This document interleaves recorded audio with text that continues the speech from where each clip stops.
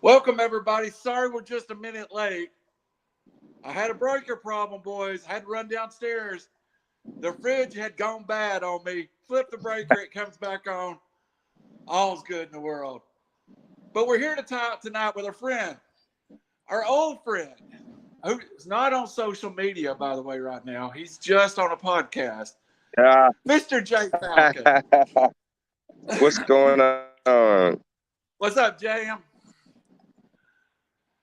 Nothing much, man. I appreciate you guys, man. I first want to say thank you guys so much adhering to my schedule, man. I got a busy schedule. I definitely appreciate you guys holding out for me. All right, buddy. We were breaking up there for a second. I'll let you know if you continue, but I think you got cleared up. Let me see if I can go back. Second of all, the regular co-host of this Off the Record with Randall, Mr. Howie Chaney. How are you, Howie? I'm doing good, Randall. How you doing besides refrigerator issues? Man, that was like 5 minutes of sheer terror. And y'all heard me screaming at my daughter. I just bought 2 pork roasts. Oh. And I'm like, shut the door. I don't want it to go bad. Shut the door. So, all right, Jim, let's text you out. You got any better signal there, buddy? How's this? Is this better? I'm kind of downtown Decatur. That's better? Hear you 1,000 times better. Okay, perfect. I'll stay right here then. All right, guys. Well, let's get started. We said tonight's going to be a special Falcons show. It's about the draft. So let's just get into it. We're going to go in order of the draft picks. I want to start at the top of that draft.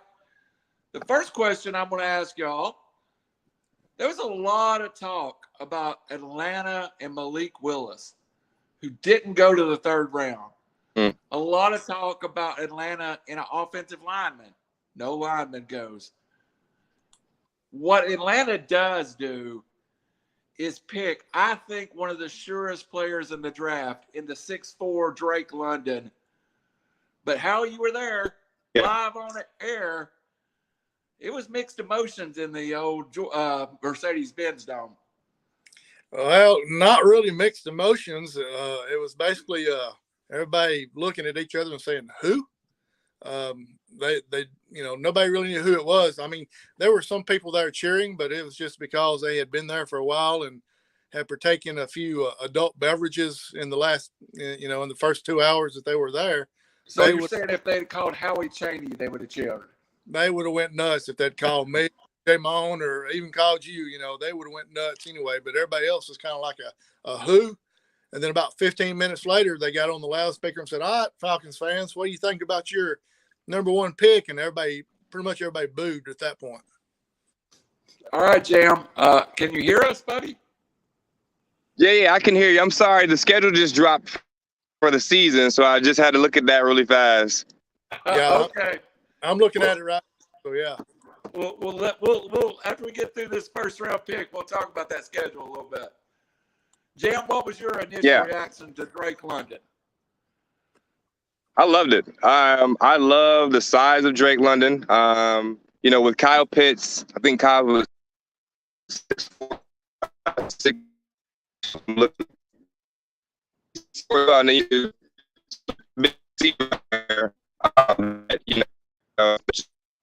Just DB or cornerback. Understand. From Ohio State, I wasn't big up on him. Obviously, the kid from Alabama tears ACL. I think he probably would have went number 1. But because it's such a big target and he has a wingspan, I'm a big fan of Drake. Calvin, whatever he got going on. Jeff, I'm going to remove you real fast and re-add you. Hold on just a second, all right. Howie. Howie, I think Jam was saying that. Oh, I lost Jam completely. Jam was like me in that he loved the pick after it got in, was able to look at the pick and see, Drake London is a unique, almost a clone of Julio Jones. Yeah, absolutely. He's talking about how big he was, comparing him to Kyle Pitts as far as the size and the wingspan that he's got. And and everything, that could be a plus. And I know it sounds odd, but at the 8th pick, the Falcons may have got the steal of the draft. May have. So do you have that schedule while we're waiting on Jam to re-add? Yes, sir. I got it. The preseason consists of at Detroit, at New York Jets, and then the final one is at home against Jacksonville Jaguars. Nobody cares. I know. As reported earlier today with the leak, we are opening up with the New Orleans Saints on September 11th at home. Then we will take a trip to the West Coast against Los Angeles Rams and the Seattle Seahawks back to back. Go ahead, Howie. Yeah. Week 4, we have the Cleveland Browns at home. Week 5, we have the Tampa Bay Buccaneers at home. I'm sorry. Week 5, we are away at Tampa Bay. Hey, Jam. Is that better? That's better. Okay, I got to stay right here. You will stay right there. All right. We're going through the schedule real fast. We're on week 5 at Tampa. Week 5 at Tampa. Week 6, we're at home against the 49ers. Week 7, we are in Cincinnati. Yep. 8, we have the Panthers at home. Week 9, we have the Chargers at home. Week 10, we are on the road to Carolina. Week 11, we got the Chicago Bears. Week 12, at home with the Bears. Week 12, we're on the road to the Washington, whatever they want to be called this week. Commanders. Week 13, we have the Pittsburgh Steelers at home. Week 14 is a bye, which I love the bye being that late in the season. Give you a chance to possibly get some players healed up. Oh, week 14? Oh, wow. Yeah. Week 14, we have the bye. Week 15, we are on the road to New Orleans. Week 16, we have the Baltimore Ravens coming in. Week 17, we're on the road. Week 17, we're at home against the Cardinals. And week 18, we have Mr. Tom Brady and the Bucs coming into the house to close out the season. Well, let me go ahead and start with you, Jam. What's your initial reaction to that schedule? What's crazy? I had a bet. Can you guys hear me? Am I good? You're good. Okay. I had a bet. I actually thought the first home game was going to be the Cleveland Browns, which I would have loved that one. That would have been good. But, hey, my thing is if you're going to start, you got to start fighting hard. So we got the Saints first home game. So, you know how optimistic I am. I just feel like that should always be a win. But the schedule is going to be, 18 games. It's going to be pretty interesting because, the Ravens, the Rams, the 49ers, like they're all really good teams, like all playoff teams. So I think my biggest thing is what I really want to see is how well and how quickly can our offense gel together. Because with Cordell Patterson, you have the unicorn, and then you have, Drake London. I just want to see how well this offense is going to be able to perform along with our defense. So I think playing the Saints the first game is going to definitely give us a test to that as well. Howie, what's your thoughts? We'll get back to the draft. I'm going to give mine real fast. Damn. I mean, seriously, damn. Yeah. That is, I haven't seen the ratings for schedules, but that has got to be a top 5 strength of schedule in the NFL. You missed playing the Bucs twice. You're playing the Rams. You're playing the Giants. I mean, the Niners. You're playing, God almighty. Hey, if you ever wanted to tank, Brian Flores would say this is the year you could tank. Go ahead, Howie. Right. Missed it by 3. If I'm mistaken, I remember saying the strength of schedule. The Falcons had the 8th, was ranked 8th as far as the hardest schedule this year. I'd like to see 1 through 7. I'm just going to tell you, I don't. I don't think. I'm sorry. Just looking at it right now. I mean, Saints, Rams, Seattle, and the Browns have one of not the best put together teams in the league right now, as far as complete teams. What Buccaneers, week do we get the Browns? Yes.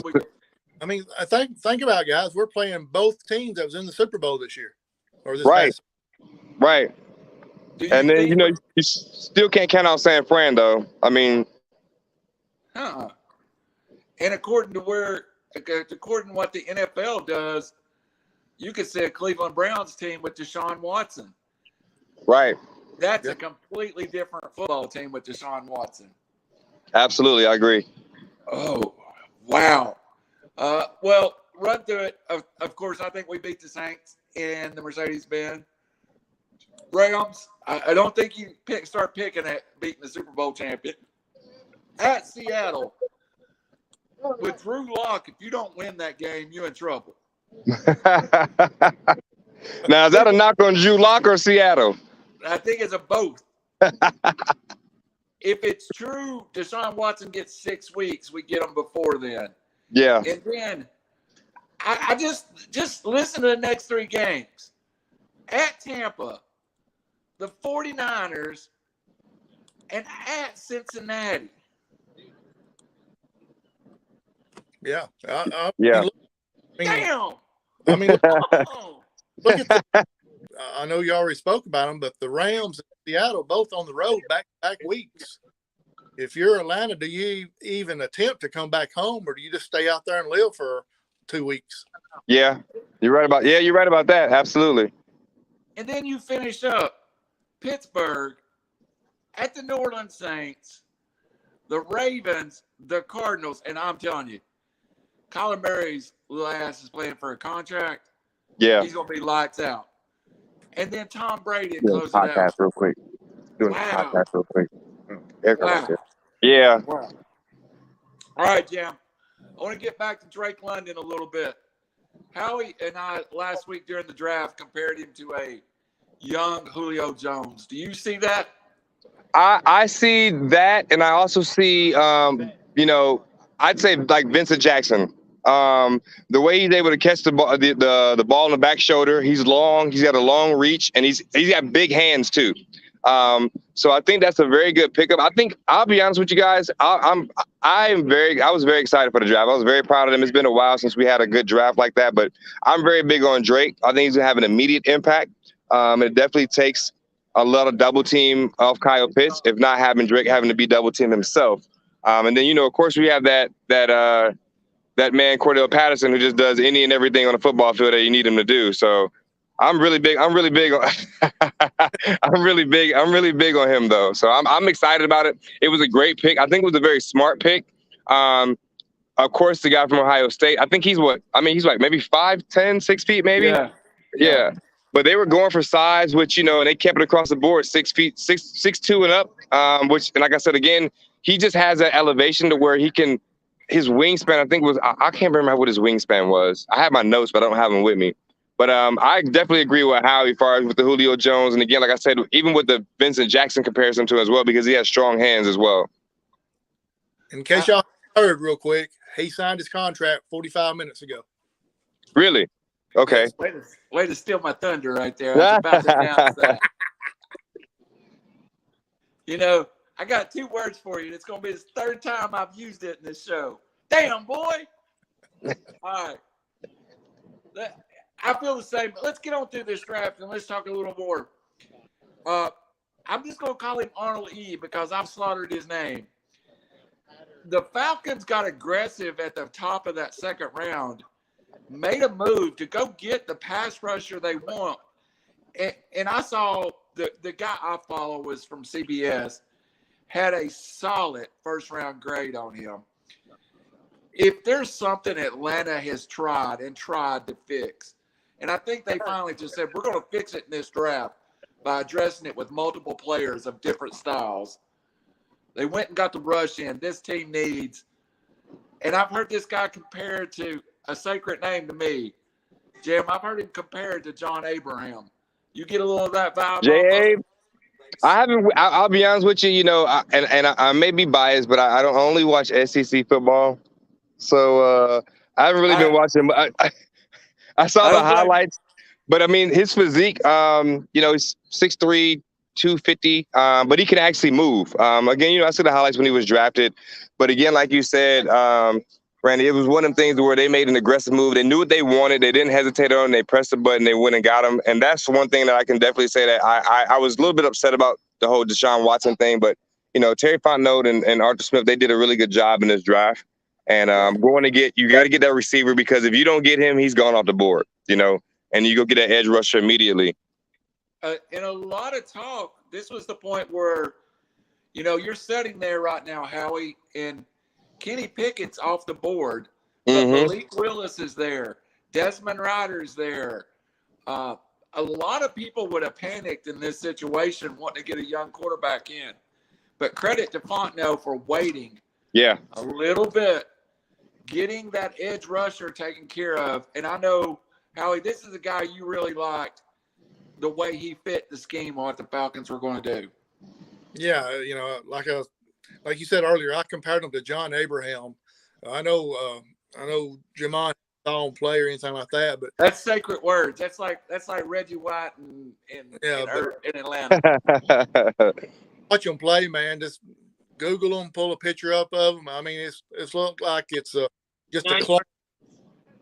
Yeah, I mean, it's about the same size, same build, and everything. And what videos I've watched, I mean, you talking about just a locomotive off the ball when the ball snapped, and that's something both know that's something that we've missed for a long time. All right, the next pick in the second round, I think. Let me preface this by saying I think the dissatisfaction among some Atlanta fans was the fact that Nakobe Dean was still on the board. Granted, Nakobe Dean is a great player. Granted, Nakobe Dean ended up going a few picks later. But I really don't think Nakobe Dean fit what Atlanta wanted to do here. I also think Nakobe Dean has the health questions that 32 other teams saw. Atlanta took, and I'm telling you, this is the most boom-bust pick maybe of the draft. 6'4", middle linebacker, former quarterback, former running back. Yeah. This guy don't know how to play linebacker yet. We might have found either a superstar or we might be sitting here a couple of years from now going, well, we wasted that pick. Jam, is this shooting for the stars? I don't know. I just felt I was kind of biased about it. Again, obviously, I'm a Georgia guy, and I wanted Nakobe Dean. Nakobe Dean's sitting there with a first-round grade on him.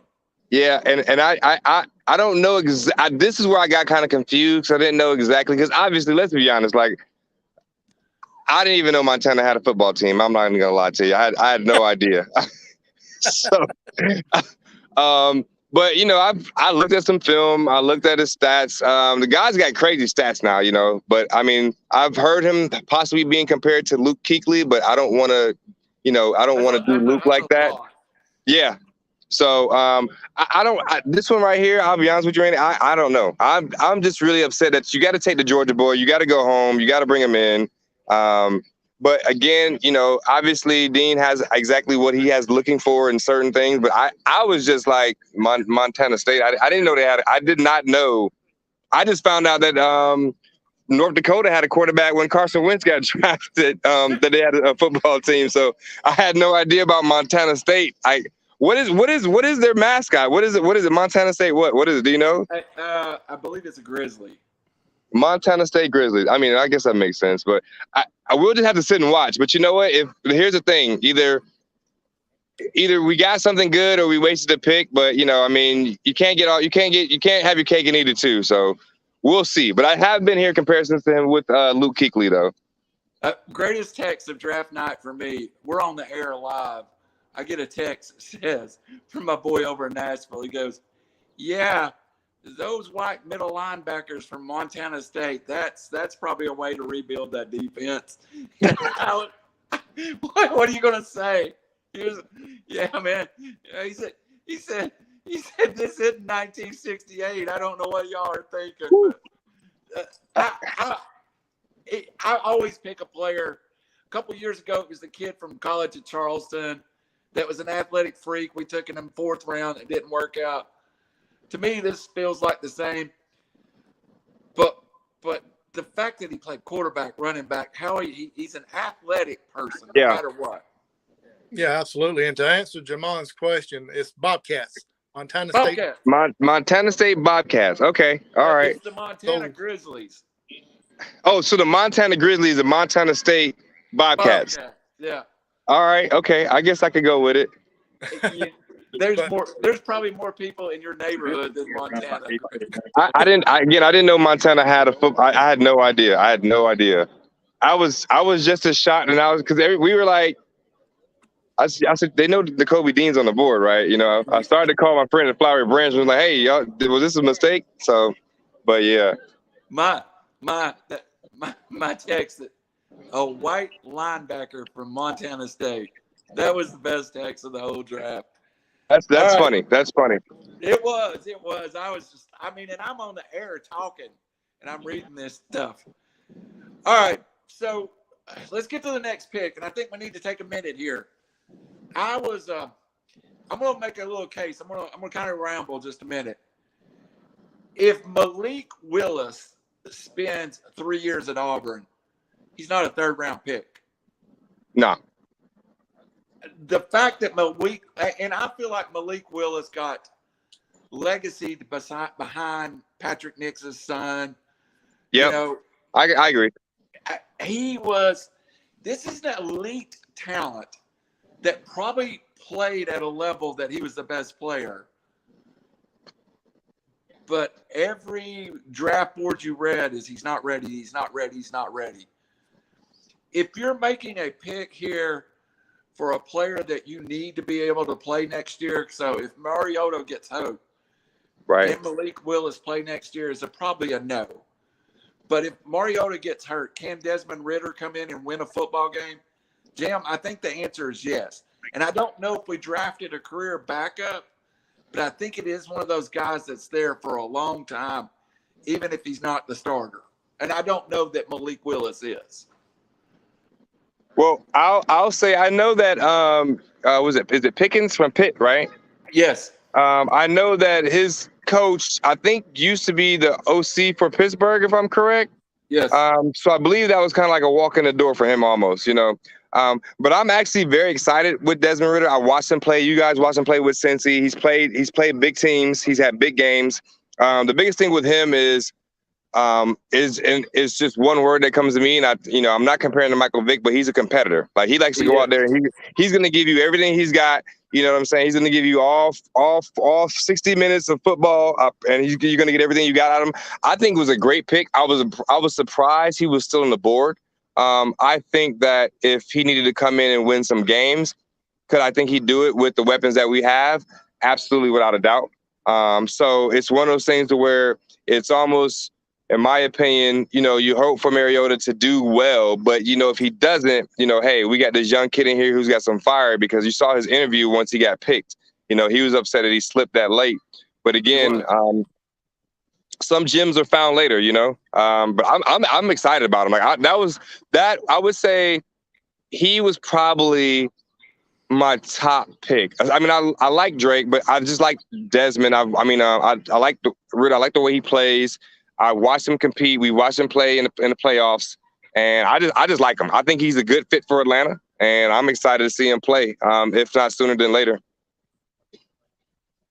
It's not that I hate the pick. I get excited about what Malik Willis with a little coaching could be. Yeah. If he does have all this raw talent, he could be something we ain't seen in a while. So, Howie, if you're sitting there, was it Ridder or was it Willis for you?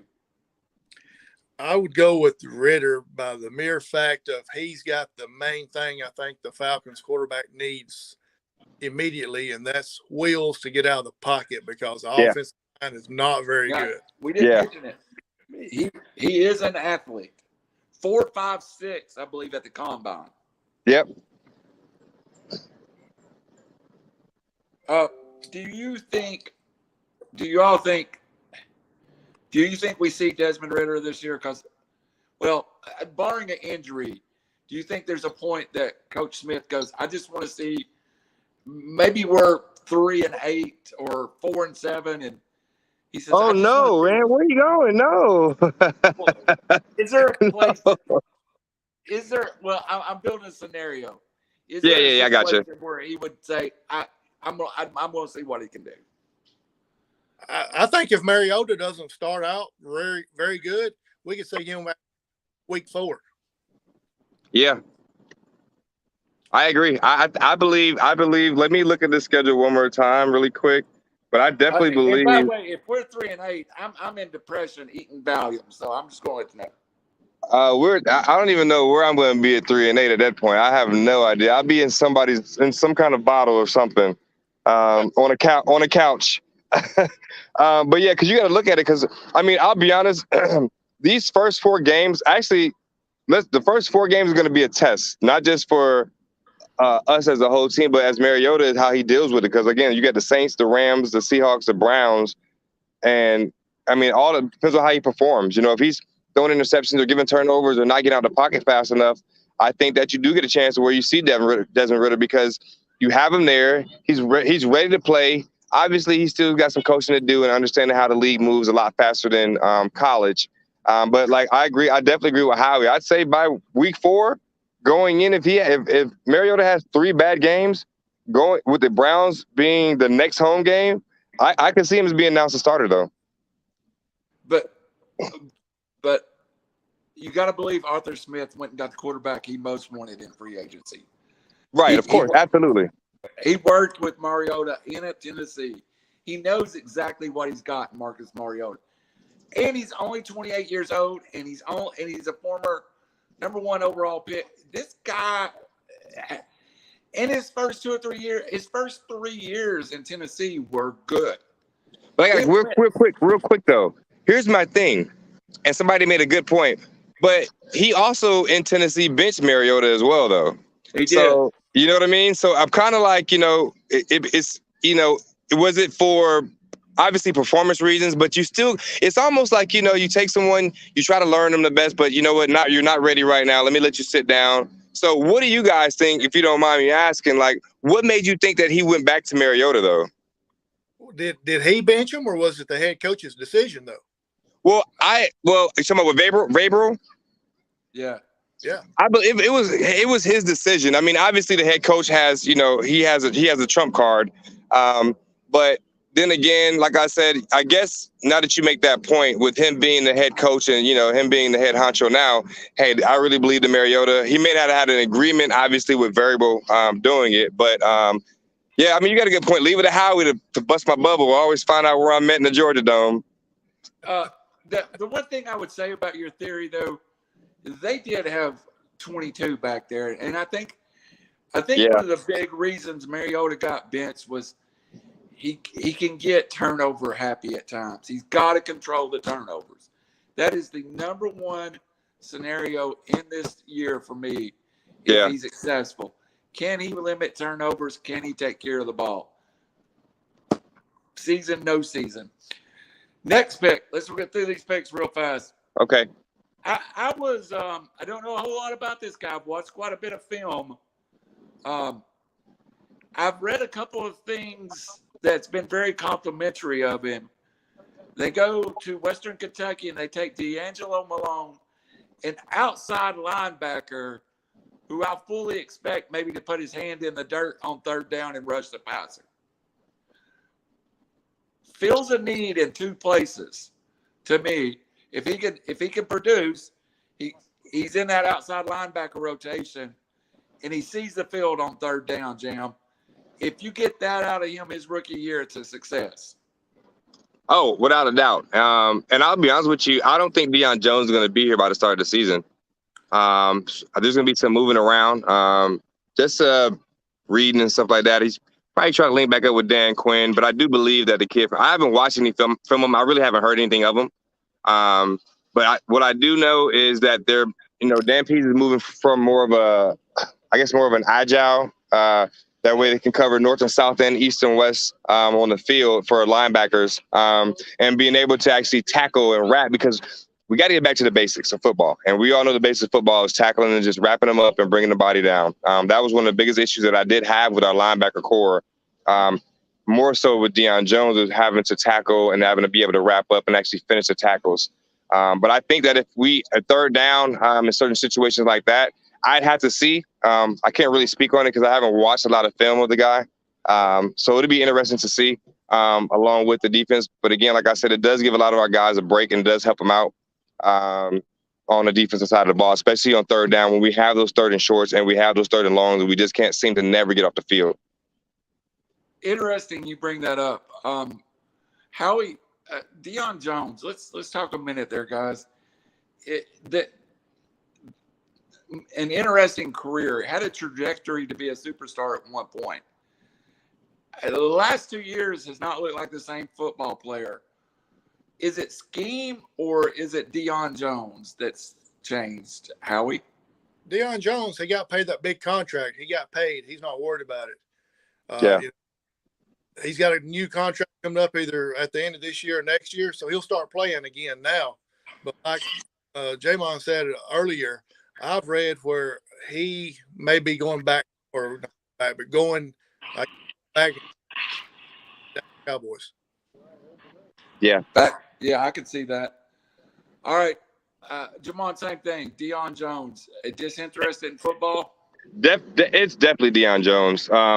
Here's the thing, if you watch football, like we all watch football, we've been watching it for forever, and you can tell when the fight has left the dog, and to me, I just feel like he doesn't have that oomph anymore once he got his money, and he just kind of just coasted through, because you can tell by the style of play and the way he even plays. Because, I'll never forget, even when we were, what was it, maybe 3 years ago, when he had the interception in the end zone against Drew Brees in the game here at home.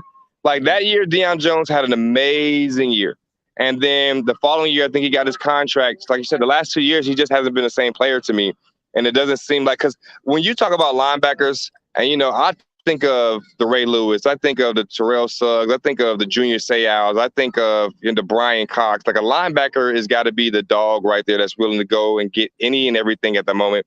And I just don't think he has that fire anymore.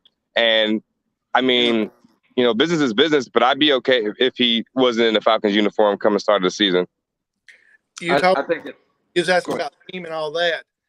Scheme is not part of tackling. I saw him miss too many tackles. Yeah. He's missed more this past season than most of those guys that Jamon said it was talking about in a whole season. Yeah. A game.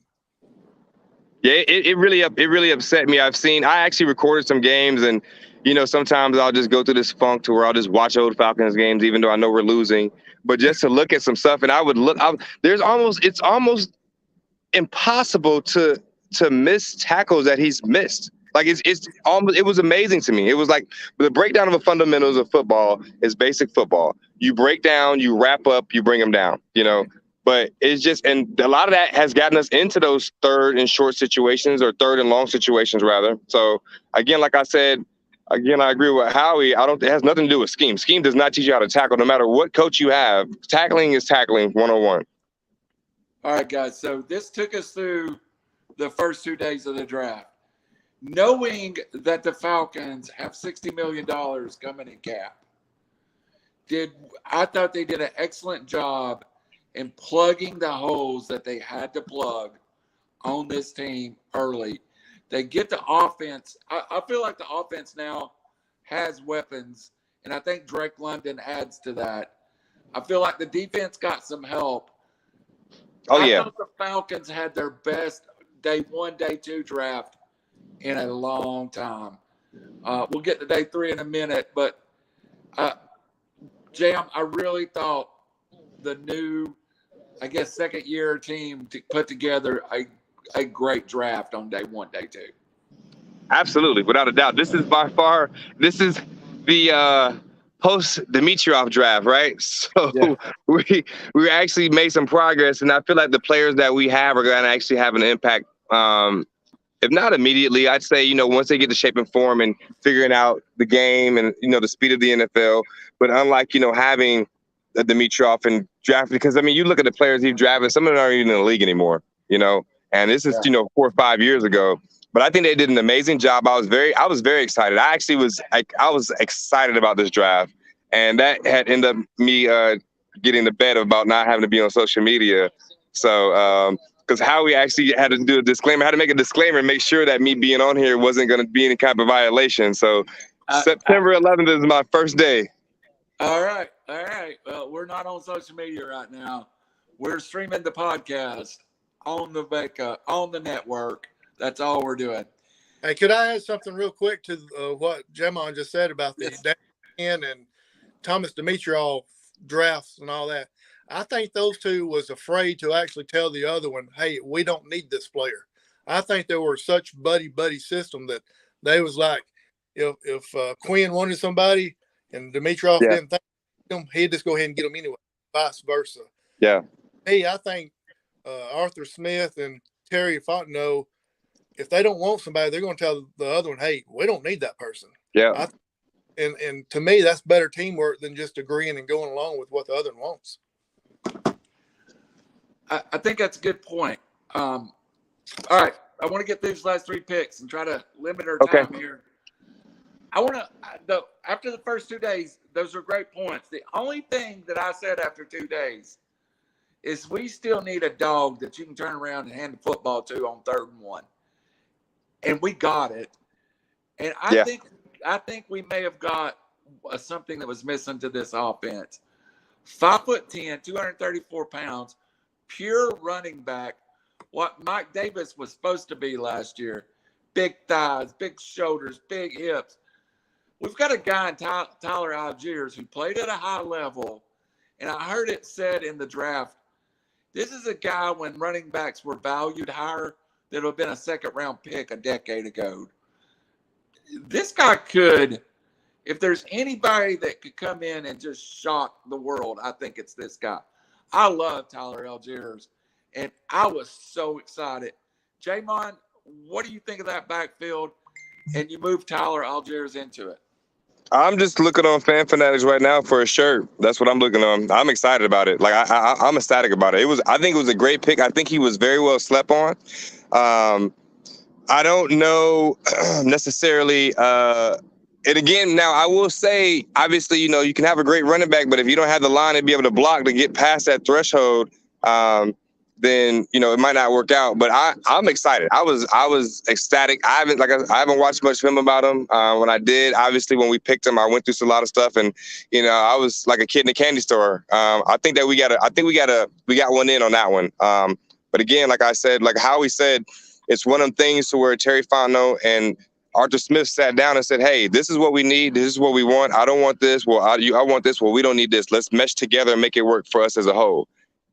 Forget about what you want or what I want specifically. Let's see what the team needs itself for us to actually build. Because if you look at it, guys, man, we got receiver, we got edge rushers, we got running backs, we got linebackers, outside linebackers, and a guard as well. I know you'll get to that. So I'm just excited about it. I'm trying to get it too happy right now because it's only May, but I'm just ecstatic about it. Like I really am. I think that was a really good pick. And I feel like, honestly, we stole him from a couple of teams that were expecting him still to be there. Yeah. Is this – I'll ask that at the end of it. Well, Howie, Tyler Allgeier, give me your thoughts. Because, that was maybe my favorite pick of the whole draft. Do you have anything else to say about him before I bust your bubble again by telling you that we signed him today as well? No, I didn't know that one. Go ahead. Yeah, I'm looking at something right here. Let me read it real quick to you. It says, as a runner, this toughness shows up in his yards after contact, with 70.9% of his total rushing yards coming after initial contact. He needs that 79%? 70.9% of his yards after contact. He will need that playing behind the Atlanta Falcons offensive line. Oh, listen, I'm glad you said it. Y'all hear that? Howie said it, not me. But I agree, though. Definitely. You didn't say it. You're thinking it, though.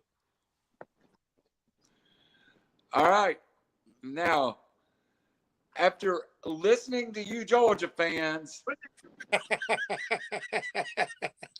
Hold on. I think I still hear the roar of the crowd from the championship game. Oh, that was just a bus. It was a bus is headed to Alabama. The Falcons go back-to-back Georgia Bulldogs. First off, Justin Shaffer is a great pick. Yeah. Big lineman.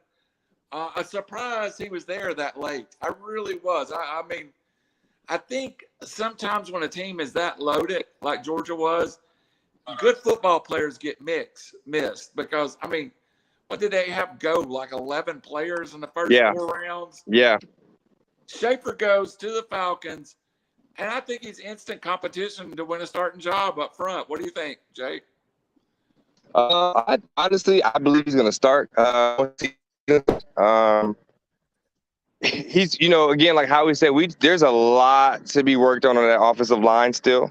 But I honestly believe that he's going to give a run for the money when it comes to minicamp, and then when it comes to preseason and running on that side of the ball. He's also able. I've watched him in pass block, run block, and then screens and things like that.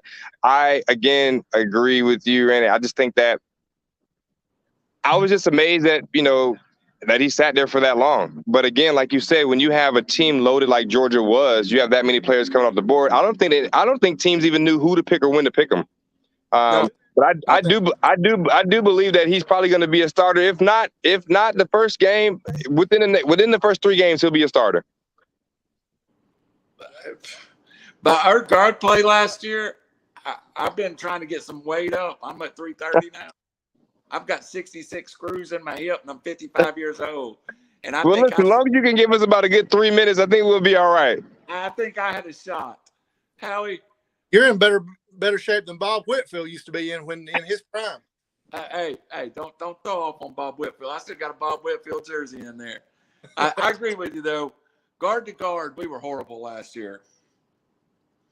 Yeah, absolutely. He's going to come in and he's going to. I think he could be a starter at day 1 actually, because he's just. I mean, he knows what to do. Georgia's run offense was extremely well, and it was a lot to do with him leading the way.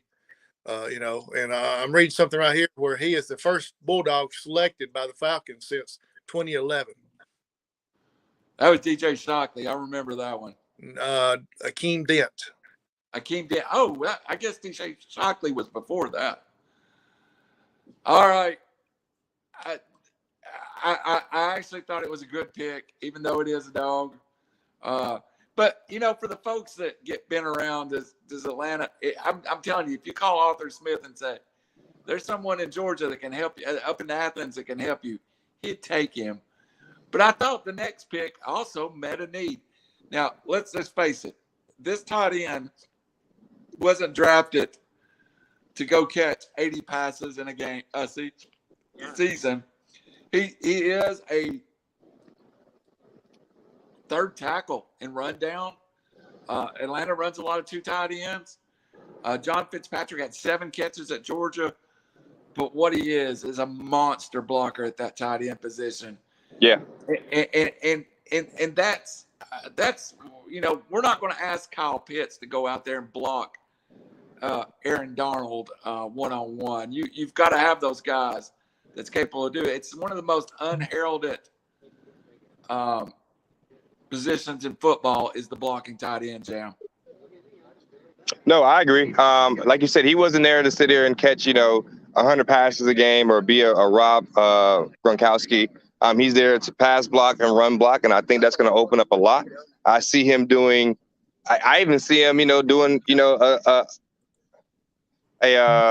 with Kyle Pitts. He's one of the guys that I think that with FitzPatrick can probably slip out of there, do a little block, and then get off and then go catch a pass in short yard situations or situations for us to be able to get and be able to move the ball and move the chains. Again, I think his presence makes us more physical because that line is really beefed up now. But he's 6'2", right? I believe. Yes. Yeah, 6'2", big, solid, strong guy too. Like he looked like he's been up in Georgia, flipping and tipping cows, man. So again, he's 6'7". He's 6'7". 6'7", 250. Yeah, that's a big. So we got 2 different draft boards. I got 6'2", 250. Yeah, I'm looking at 6'2". Okay, I'm looking at this is the Atlanta Falcon website, so I don't know. Hold on. Look at this. Howie might be wrong for a chance. I don't believe it. It's rare. It's rare. Yeah, I got him at 6'2", 250. But either way, again, yeah, he was a great asset at Georgia. That opened up a lot, especially when in the run game. So again, I'm excited. I'm excited about it. It makes us more physical. I like the nitty gritty part of being physical and being able to get in the trenches and at least like you said, not going out there and having to block these superstars, but even just being a little chip off the shoulder and going out there and catching a pass or even taking a double team away off Kyle Pitts. Absolutely. Absolutely. All right, guys, we got about 5 more minutes. We're going to get out of here. First of all, I just want to thank Jam. We'll try to get Jam on a lot after September the 11th. We'll clear his social media standing before we do anything. But Jam, when we get into the season, we're going to lean on you a little bit for some game feedback when you have time, of course. Oh, please, absolutely. Listen, where I'm at now, I'm building everything up now because every Sunday I will be there. I can promise you that. So either way, we definitely could do that. Definitely have game feedback. I definitely appreciate you guys. Oh, excuse me. I've been getting over this sinus infection for the last 2 days and with work. But again, I just appreciate you guys' patience and being able to still allow me to get on and work with my schedule. So wouldn't do it without you. Now listen, that bet that I had on social media, when I win it, beers on me. The beers are on me. Answer my question. What's that? I was going to say, once you won that bet, you're going to take care of us with food. Oh, come on, man. That's a rhetorical question. You don't even have to ask that. You already know that. All right, Jam, does last comments, anything you want to add? But I got a question for you. Does this draft a fixed draft or is it a build draft? Because I feel like we're still in a rebuild. We need that salary cap that we're going to clear next year. We need to put about 2 of these drafts together, and we can be back in contention very, very fast. Did you feel that this is a draft that put another draft like this, get on that free agent market? And I think 24 months, we're back competing for championships. I think it was a building block. I think that it was set you for to build and see.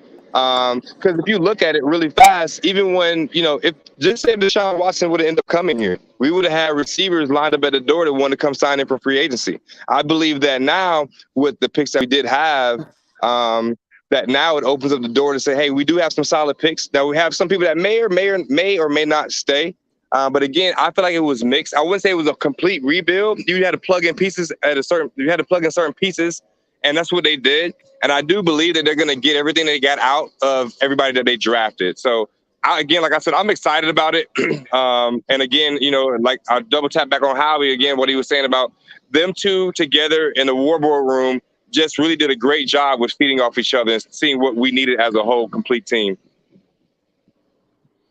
All right, Howie, same question, same comments. Yeah, it's like Jamon just read my mind. It's at first I wasn't real sure about it, but then now after reading everything and looking at the film and everything, I think we probably end up with a great draft this year.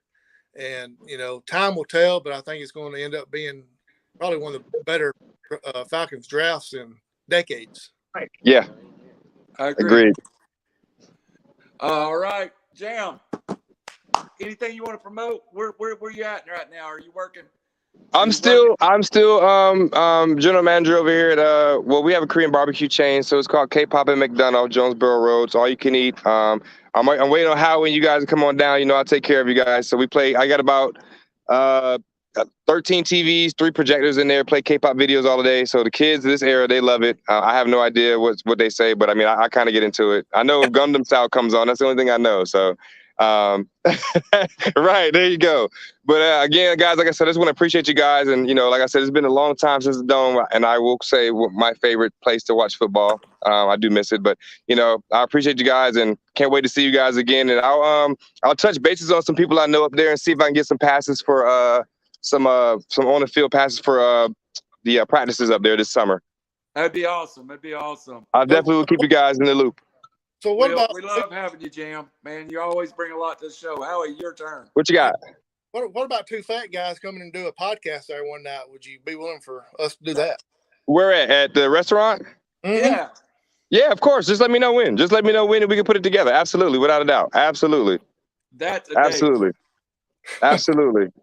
For Jay Falcon, a.k.a. Jam, a.k.a. the Prince of Korean barbecue, Howie Chaney, Randall Cunningham. This is your Falcons update. We'll see you soon.